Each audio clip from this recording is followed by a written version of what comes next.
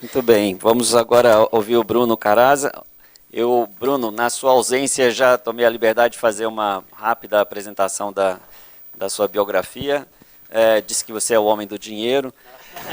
Então, vamos ouvi-lo agora, então. Obrigado.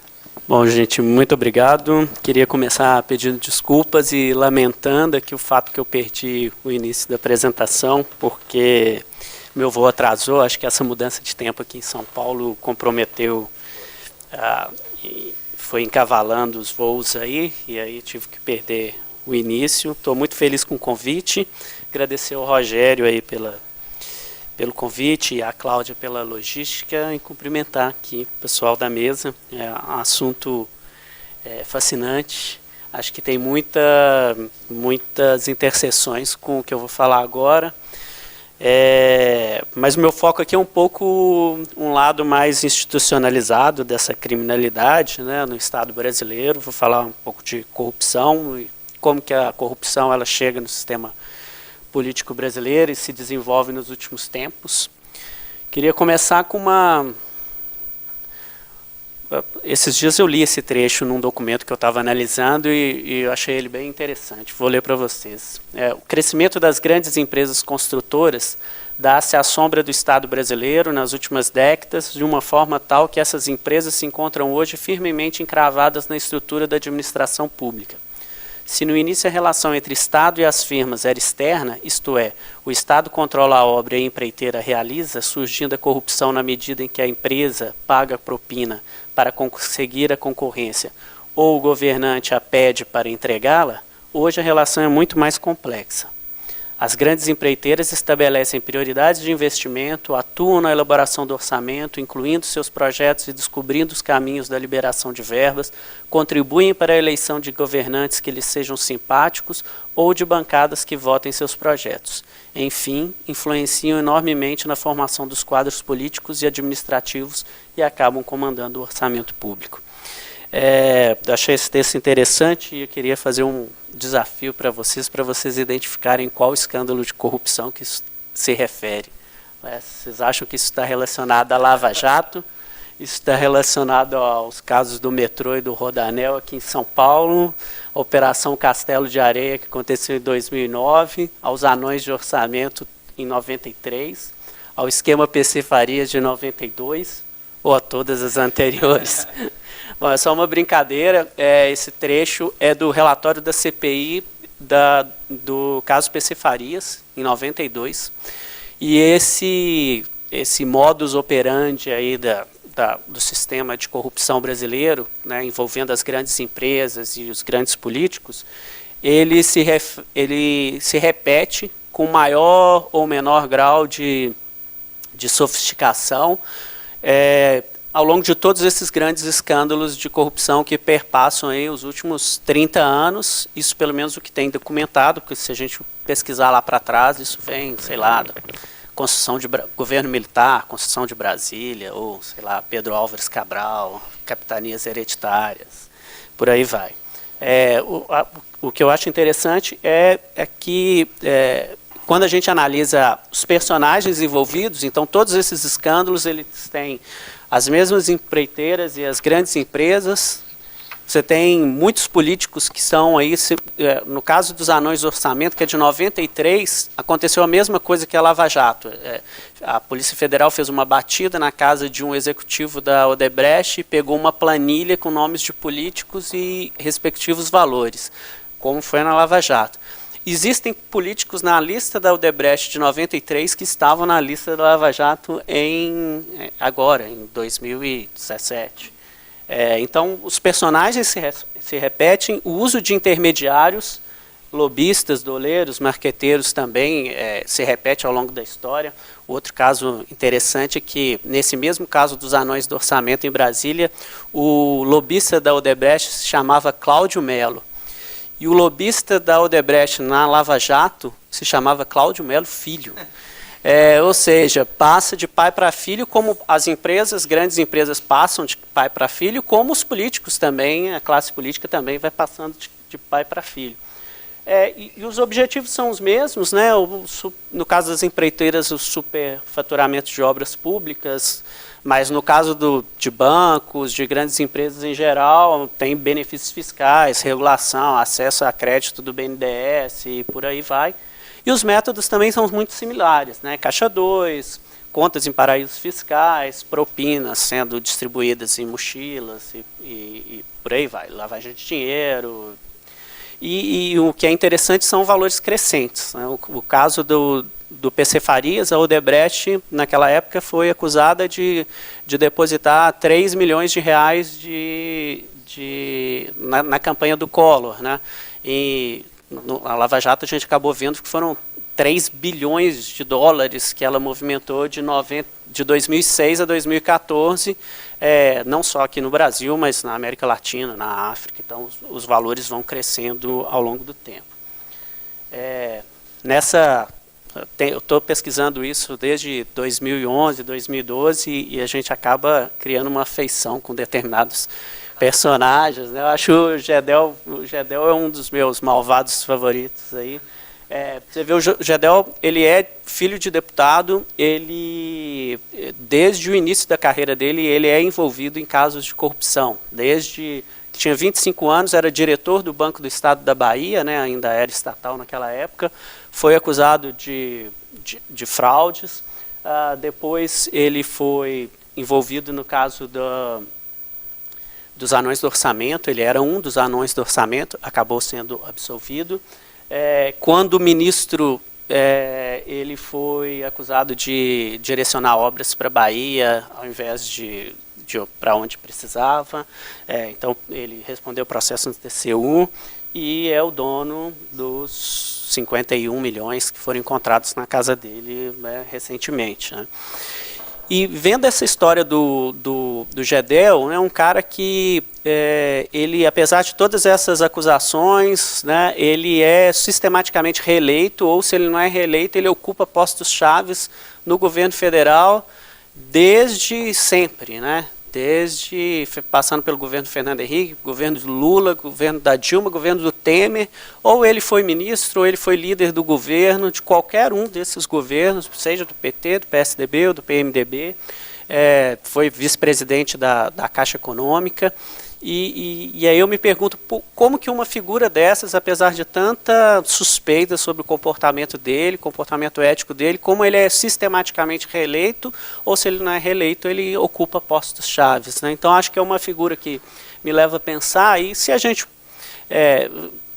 conversa com as pessoas, as explicações são mais ou menos na mesma linha, né? Ou vai naquela linha de que o brasileiro não sabe votar, então ele acaba elegendo esses caras, ou na linha de que é um comportamento ético, a pessoa tem um desvio ético. Então, ou é uma coisa pessoal relacionada a ele, o corrupto ou o corruptor, ou é uma coisa que é difusa na sociedade, né, jogando para o outro, né, a explicação.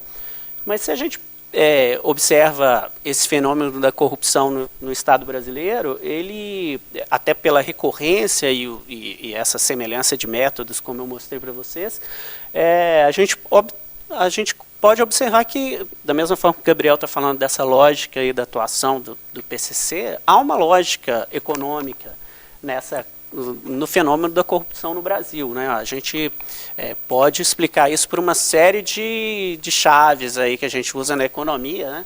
É uma questão de oferta e demanda de dinheiro, o financiamento eleitoral ele é uma questão relacionada a isso. Nós temos problemas de seleção adversa, que é justamente o caso do Gedel, né? O sistema é desenhado de uma forma que ele favorece que eu escolha quem eu não gostaria que fosse escolhido, né?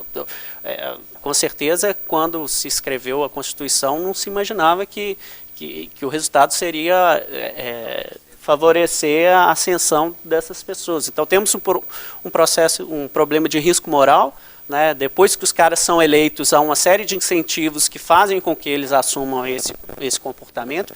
Há um problema na forma como o desenvolvimento econômico brasileiro se dá de rent seeking. As grandes empresas brasileiras, elas acabam aprendendo ao longo do tempo que vale muito mais a pena você investir na política e se aproximar de determinados políticos ou partidos do que investir nos seus próprios produtos, nos seus próprios tecnologias e no seu próprio, né, capital humano que tem na sua empresa. Todo o sistema eleitoral ele tem a ver com regulação e com pesadas barreiras à entrada de outras pessoas, de pessoas que não jogam esse jogo, e no fim a gente está falando de instituições e desenvolvimento. Ao longo da apresentação eu vou explorar uma série de questões relacionadas a isso com vocês. Só para dar uma dimensão das coisas, né, até 1993, as doações de empresas eram proibidas no Brasil. Foi justamente os casos Pecefarias e Anões do Orçamento que levaram o Congresso a oficializar a doação de empresa, num reconhecimento de que, bom, a empresa doa de qualquer jeito, então é melhor que você regulamente isso, deixe claro e transparente para eu poder mapear de uma forma melhor como que isso acontece. Então, a partir de 94, há um crescimento exponencial, aí esses valores já são sem inflação. O volume de dinheiro nas eleições brasileiras é multiplicado por 5 de 94, quando era mais ou menos R$1 bilhão, e chega a quase 5 bilhões de reais em 2014, que foi a última eleição que a gente teve doação de empresa aqui no Brasil. Esse movimento ele tem duas linhas que explicam esse movimento, né? Uma é o próprio fato de que, à medida que você oficializou a doação oficial, um montante expressivo de doações que eram feitas às sombras, né, via Caixa 2, ela então entra no mercado e ela passa a ser registrada no TSE e fica doação oficial. Mas tem um movimento que é relacionado a esse rent seeking. As empresas começam a verificar que vale a pena investir em político, porque isso dá retorno no Brasil. Maior parte desse crescimento é dominado, então, ao longo do tempo, por pessoas jurídicas, por empresas. Em 2014, eram 75% do volume total do dinheiro vinha de empresas, mas o que é mais notável para mim não é nem o fato de que cresceu muito e nem o fato de que as empresas dominam, é o fato de que todo esse movimento é dominado por quem doa muito dinheiro nas eleições. Se eu perguntar aqui quem já doou para uma campanha política, são poucas pessoas que normalmente fazem isso, até porque a política repele o cidadão comum de contribuir, né? A pessoa sempre fica com medo de doar. E o que a gente verifica nessa história do Brasil é que vou pegar só 2014, que é essa barrinha amarela. 2014, 64%, então, desses 5 bilhões de reais que foram doados para todos os partidos e todos os candidatos em 2014, 64%, ou seja, mais de 3 bilhões daqueles 5 bilhões, vieram de uma pessoa física ou uma pessoa jurídica que doaram mais de R$1 milhão. Eu acho esse dado muito chocante. É uma pessoa ou uma empresa que se dispõe a doar tanto dinheiro numa eleição política. E aí eu me perguntei quantos são, né, e quem são esses. O volume é muito pequeno. São 450 CNPJs, né, de empresas e 33 CPFs de pessoas físicas. Então, de 5 bilhões de reais que financiaram todas as despesas de todos os candidatos e todos os partidos nas eleições de 2014, 65% vieram de 450 CNPJs e 33 CPFs. E olha que eu estou falando de CNPJ e de CPF, porque se a gente observar como os grupos econômicos no Brasil são pulverizados, o grupo é muito menor do que isso, né? Só o Marcelo Odebrecht falou na Lava Jato que usou mais de 500 CNPJs diferentes ao longo dos últimos 20 anos para fazer doação de empresa. Então, um financiamento de campanhas no Brasil era extremamente concentrado em pouquíssimos agentes que determinavam, então, as chances de um candidato ser eleito ou não. Opa, passou. Perdi o controle aqui, desculpa.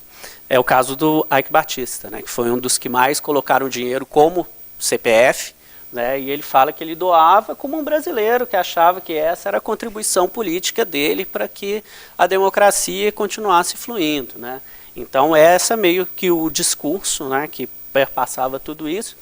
E o que é mais chocante nesse valor é que a gente está falando de doações oficiais registradas no TSE. Né? A gente não tinha dimensão do quanto ainda era doado por meio de Caixa 2 até o advento da Lava Jato. Né? Foi o que o Marcelo Odebrecht falou, que ele duvidava que existisse um político no Brasil que tivesse sido eleito sem Caixa 2, porque mesmo que ele não tivesse recebido o Caixa 2 diretamente, né, ele recebeu via partido. Né? Então, todas essas empresas doavam para o partido e o partido repassava para o candidato, e isso, então, perpassava todo o sistema político brasileiro. Né? Só no caso da Odebrecht, esses valores vão subindo ano a ano. Como eu disse, foram 3,3 bilhões de dólares de 2006 a 2014, chega a 730 milhões de dólares em 2012 e 2013 e cai para apenas, né, 450 milhões de dólares em 2014, foi quando começou a Lava Jato. Então, e isso não é só Brasil, são praticamente todos os países da América Latina e mais Angola, Moçambique, na África. Com tanto dinheiro sendo colocado na política, é de se esperar de que esse dinheiro tinha algum propósito, né? Não era só uma contribuição política como o Ike falava. De acordo com o Paulo Roberto Costa, ele falava, olha, as empresas não participavam de campanhas eleitorais pelos belos olhos do político. Era uma hipocrisia você pensar que uma empresa doava 10 milhões, 20 milhões para um partido ou um candidato esperando não cobrar nada em troca. Então, elas faziam isso. E aí eu fui atrás de como que se dava esse processo de obter esse em troca, né, essa troca, essa reciprocidade. Né. Fui fazer uma pesquisa, que foi da minha tese de doutorado. Eu fui pegando dados sobre tramitação de projetos, sobre comportamento dos políticos eleitos na Câmara e verificando de que forma esse comportamento ele tinha sido influenciado pelo doador de campanha. Então, comecei a cruzar esses dados, mas o primeiro fato notável que me chamou a atenção foram que esse comportamento de doar para a campanha, ele é muito desigual entre os diversos setores da economia brasileira. Existem alguns setores da economia brasileira que doam muito mais do que seria esperado se a gente verificasse qual o peso que eles têm no PIB. Então, esse gráfico faz basicamente isso, ele compara a participação daquele setor no PIB, que é a barrinha azul, com a participação daquele setor nas doações totais no ano de 2014. E aí, basicamente, são 5 os setores que doaram muito mais do que o peso deles no PIB justificaria. Basicamente, construção, alimentos e bebidas, setor financeiro, siderurgia e mineração e indústria farmacêutica. Uma primeira leitura desses dados pode levar a gente a pensar em corrupção estritamente. Né? Construtoras por causa da Lava Jato, alimentos e bebidas, a gente lembra da JBS, Friboi, setor financeiro, tem vários bancos envolvidos aí nas Zelotes, e por aí vai. Mas se a gente pensar bem, são setores que são extremamente dependentes da atuação do Estado. A construção por meio das grandes obras públicas, e aí nesse período a gente teve Olimpíada, teve Copa do Mundo, teve PAC, teve Minha Casa Minha Vida, alimentos e bebidas é um setor muito dependente de financiamento do BNDES, setor financeiro depende de regulação, decisões do Banco Central, decisões de política econômica em geral, siderurgia, mineração, depende de regulação, depende de barreiras, né, comerciais. E o setor farmacêutico depende tanto da regulação, né, de liberação de remédios, medicamentos, e também de compras públicas, né, as compras de medicamentos feitas pelas secretarias de saúde, Ministério da Saúde e por aí vai. Isso é só para 2014. 2014. Você chegou a fazer para Fiz mais ou menos o mesmo comportamento. É muito parecido. 2014 é mais chocante porque o volume é muito maior, né? Eu acho que 2014 ele fecha um ciclo também, né? Porque as empresas meio que estavam já antecipando que o Supremo iria intervir. Eu acho que tem um cenário assim. E aí esse comportamento, né, de rent seeking, né, acho que esses dados reforçam essa ideia do rent seeking. As empresas desse setor estão atrás de renda estatal, né, por meio dessas decisões de política pública que são tomadas pelo governo. E aí uma boa explicação, uma boa ilustração foi do Joesley Batista, né? Ele fala que ele procurava atender a todos os pedidos que ele recebia de qualquer partido, de qualquer político, seja em período eleitoral ou não, porque ele esperava criar, e eu adoro essa expressão, um reservatório de boa vontade para obter contrapartidas reais ou projetadas para as empresas dele. Então, é mais ou menos isso que funciona, né? Quando uma empresa ela se vale de uma certa forma, a financiar um partido ou um político, seja oficialmente, seja via Caixa 2, ela espera ter acesso àquele político ao longo do exercício do mandato. Então, ela espera, se você chegar na Câmara ou no Senado hoje, ou no Palácio do Planalto, ou num gabinete do Judiciário, você, cidadão comum, certamente você não vai ser atendido de pronto, mas é um cara que coloca 10 milhões numa campanha, todas as portas se abrem para ele e os pleitos dele vão ser analisados de uma forma diferente do que uma pessoa que não participou desse processo.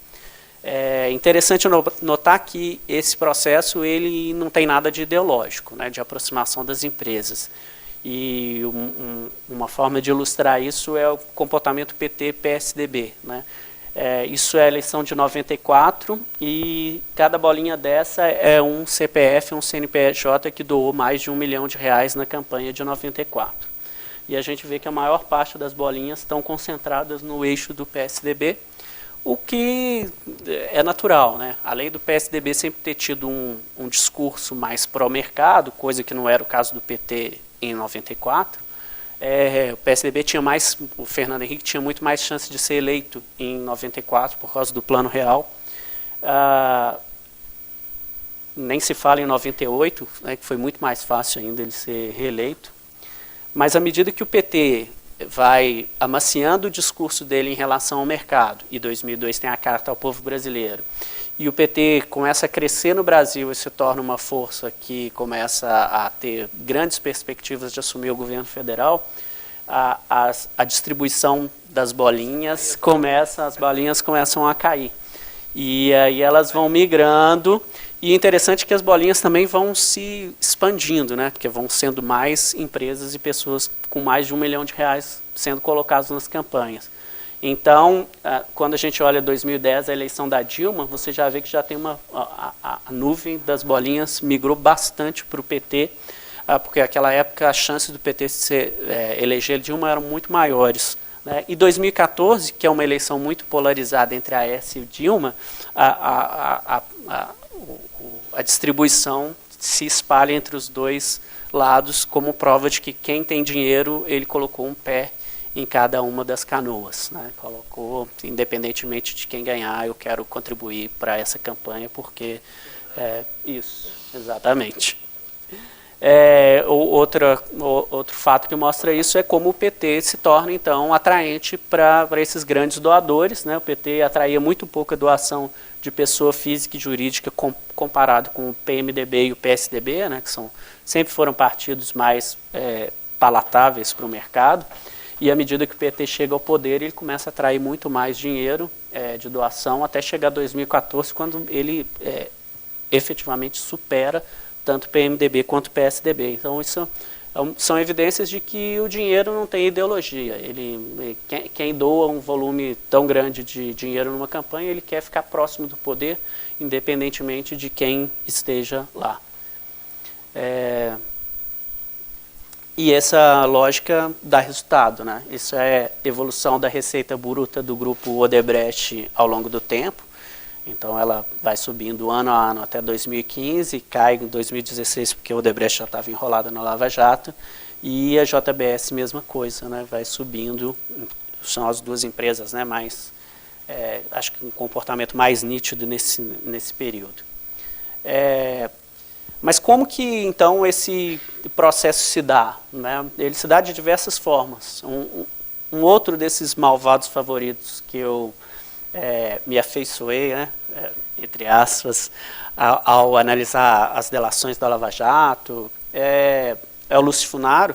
Ele era o principal prestador de serviços, doleiro do grupo político do Eduardo Cunha, e ele fala a uma certa altura do depoimento dele que o Eduardo Cunha, que ele não conhece, que tudo que o Eduardo Cunha ganhou com esse processo de corrupção, ele torrou na política, buscando mais poder. E é até interessante, engraçado, que o procurador que estava fazendo a transcrição, né, do relato dele fala, não, torrou não, investiu, né, para dar um verniz mais, né? Aí ele falou, não, ele torrou mesmo, porque ele está preso hoje. Então, ele torrou, ele pegou esse dinheiro, aplicou e não deu resultado, porque veio a Lava Jato e rompeu a cadeia que estava sendo desenvolvida ali. Mas o caso do Eduardo Cunha é típico de um líder político, né, de um líder partidário, que assume uma posição central no jogo político do Congresso, e esses políticos, esses líderes partidários, pelo papel que eles têm na tramitação, porque eles indicam membros de comissões, eles indicam relatores, eles indicam até o tempo que cada deputado vai aparecer na TV Câmara, eles atraem muito mais doação de empresas, são as barrinhas vermelhas, do que os outros partidos, os outros parlamentares. Isso tanto antes da eleição, quanto depois, numa evidência de que, então, esses grandes doadores, eles acabam retribuindo o comportamento desses líderes, doando mais para a campanha deles do que para um candidato ou um parlamentar qualquer. Outra forma como isso se expressa, eu fiz uma análise de 30 mil emendas setoriais, 30 mil emendas propostas a medidas provisórias de 2003 a 2014.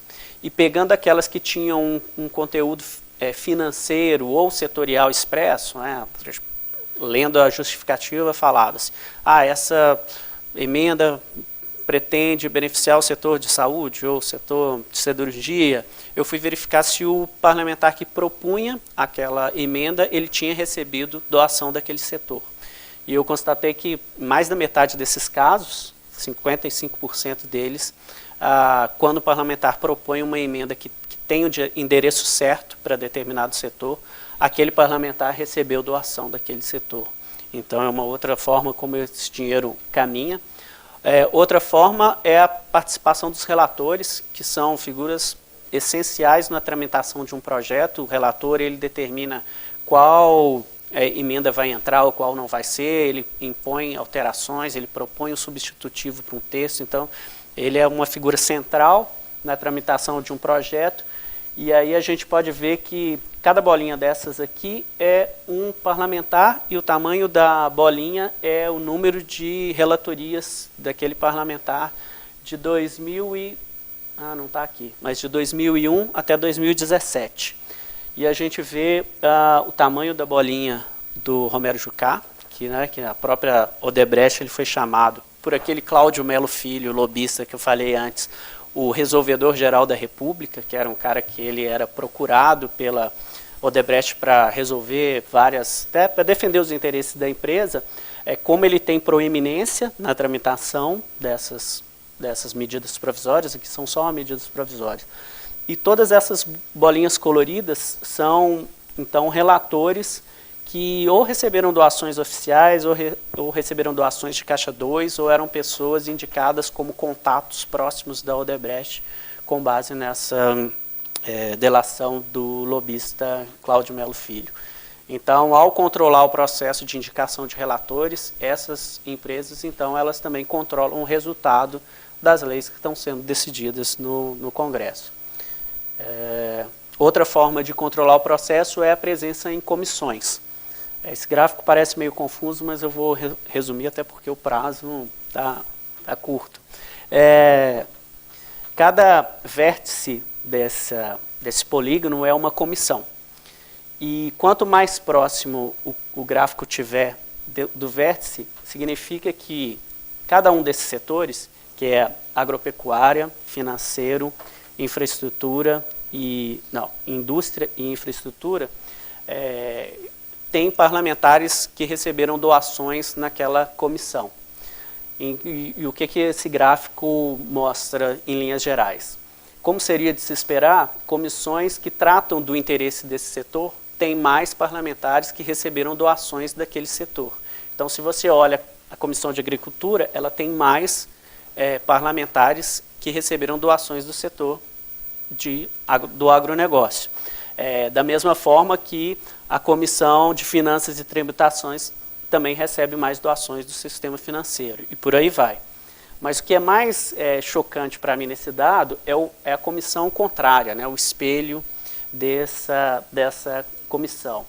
Então, por esse gráfico, a gente observa não só que, por exemplo, parlamentares que receberam contribuições do agronegócio dominam a Comissão de Agricultura, como eles também dominam a Comissão de Meio Ambiente.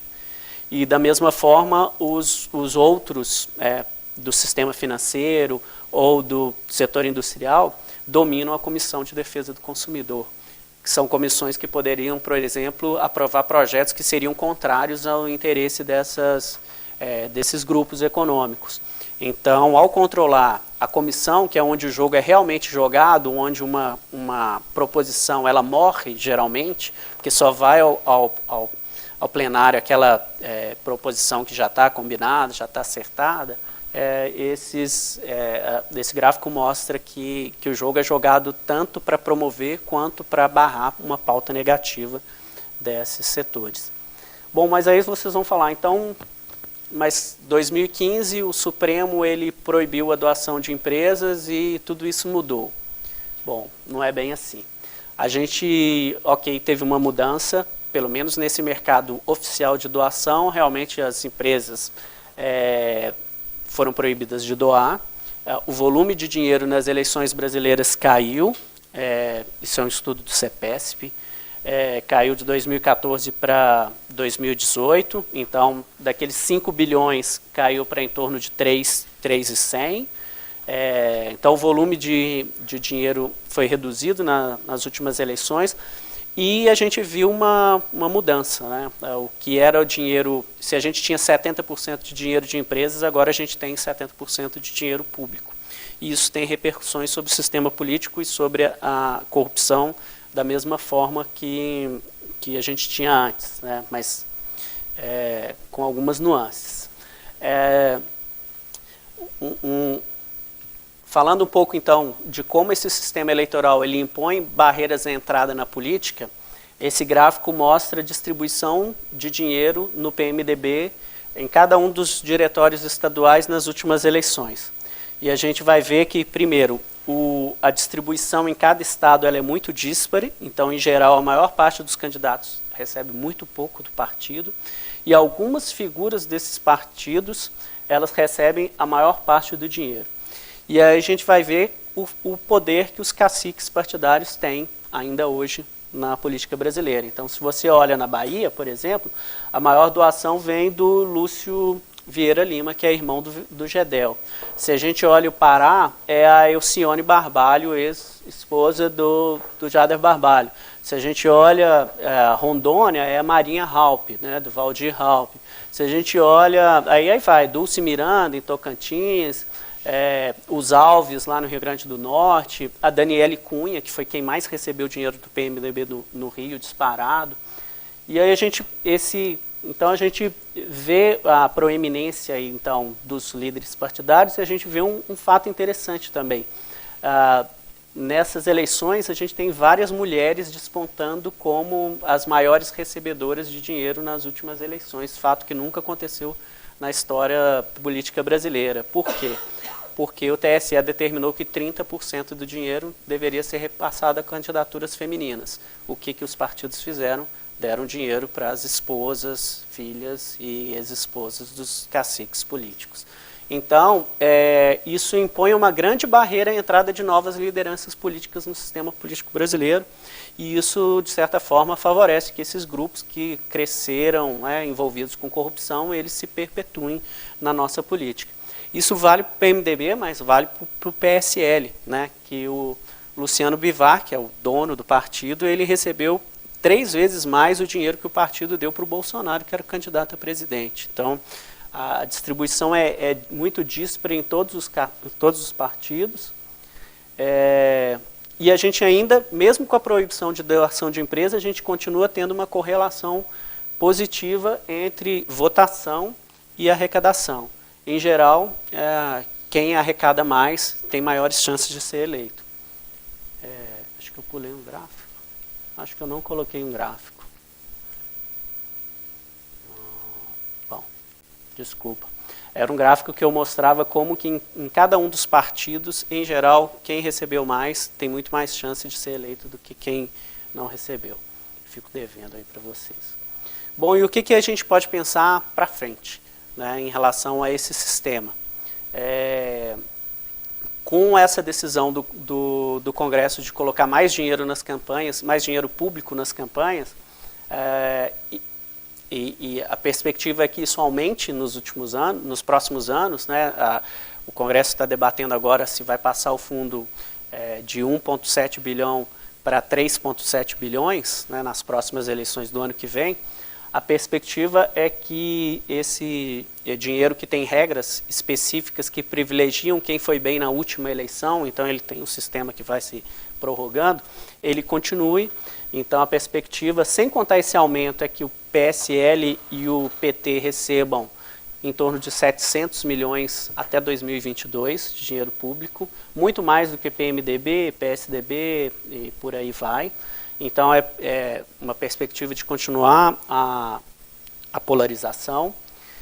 E sem nenhuma regra, bom, a gente não tem regras de controle sobre esse dinheiro, então, muito se falou no início do ano sobre os laranjas do PSL, mas se a gente pega os dados, cada um dessas barrinhas é um dos partidos brasileiros, e cada um desses círculos é um candidato que gastou mais de 50 mil nas últimas eleições e recebeu menos de 500 votos.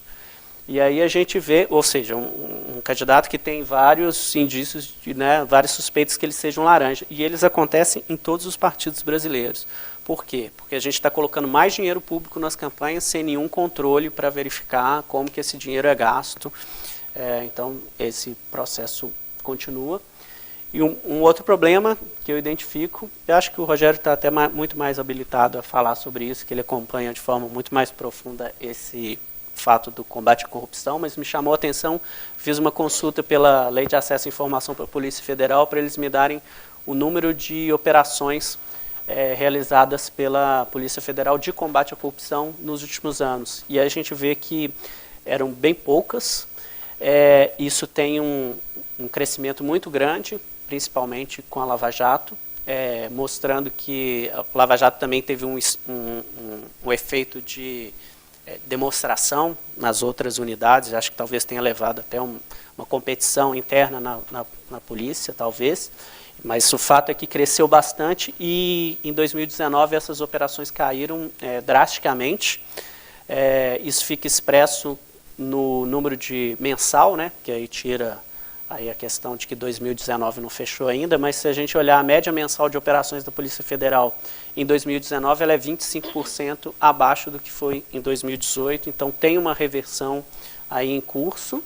Essa reversão está associada, primeiramente, aparentemente a Polícia Federal ela saiu da Lava Jato no Paraná, né, ela fez 115 operações em 2017, fez 7 esse ano, no estado todo.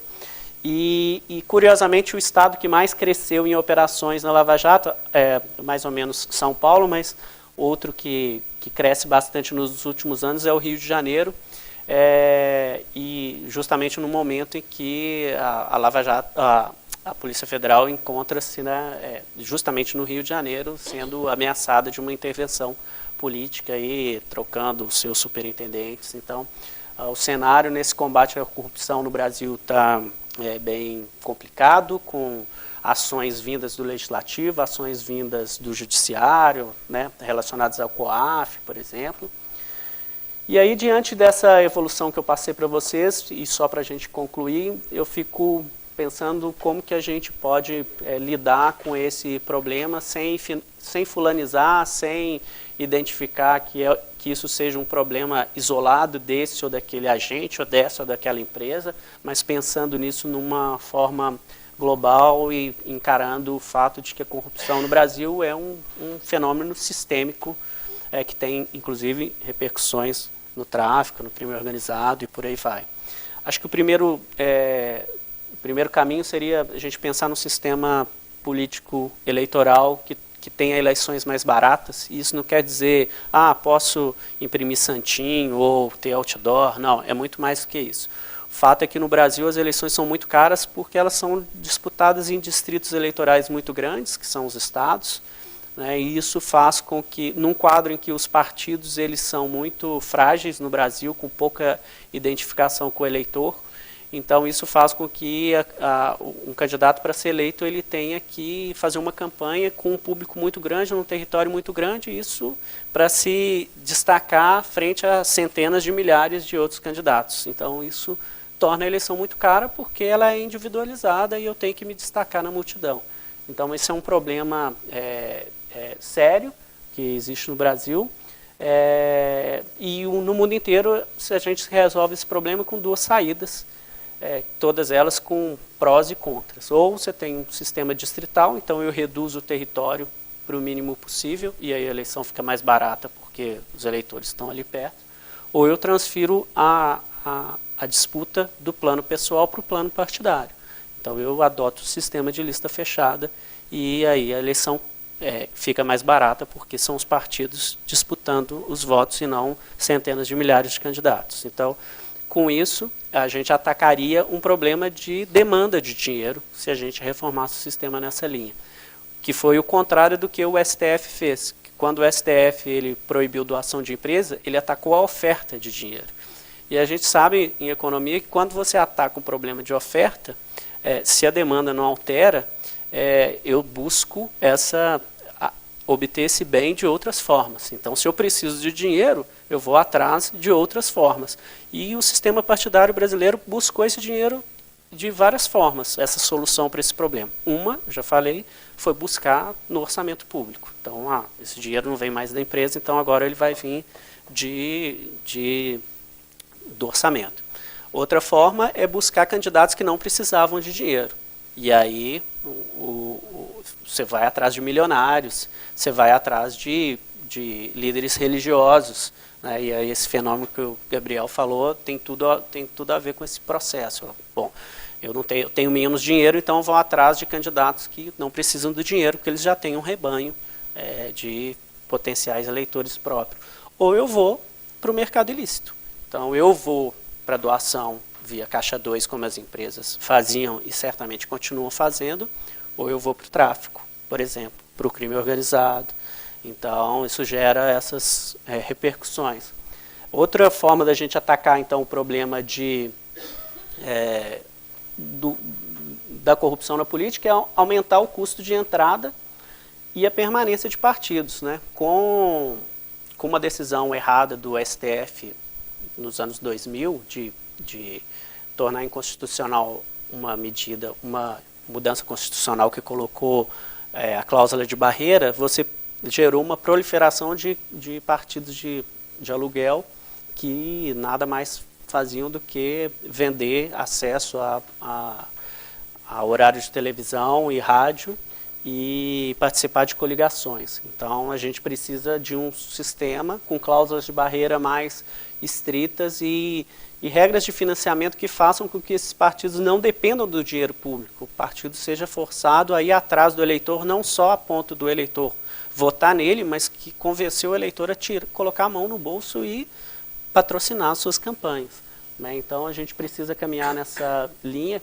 A gente precisa urgentemente de caminhar no caminho, em busca de maior transparência e democracia nos partidos, né? Os caciques partidários eles se perpetuam por décadas, passando o poder para os filhos. A gente não sabe como as decisões dos partidos são feitas, os partidos não têm prévios no Brasil em geral, então a gente precisa caminhar nessa direção. E, sobretudo, a gente precisa de reduzir os incentivos para o rent-seeking, né? Esse comportamento que faz com que as empresas, então, decidam investir na política ao invés de investir nos seus próprios produtos e serviços, e isso passa por um Estado menor, por um Estado que tem uma regulação que seja mais eficiente, por uma tributação que seja horizontal. A gente viu nos últimos tempos um festival de medidas fiscais, benefícios fiscais sendo concedidos para os mais variados setores. Então, à medida que o Estado não trata todo mundo igual, eu gero um incentivo para ir atrás, né, do executivo, do legislativo, para obter benesses para o meu grupo específico. E, sobretudo, a gente precisa atacar no caminho do sistema judicial, né? A gente precisa lidar com prazos prescricionais, rever o sistema recursal para desbalancear o esquema de, né, esse incentivo à impunidade, né? E, além de tudo, pelo que também a gente tirar lições positivas da Lava Jato em relação à forma de se conduzir o processo. A Lava Jato tem vários pontos positivos, né, a atuação coordenada dos órgãos de controle, isso é positivo, mas pelo que a gente tem visto, ela foi além, né, extrapolou em determinados pontos, e aí acho que a gente tem que discutir um pouco essa forma de atuação.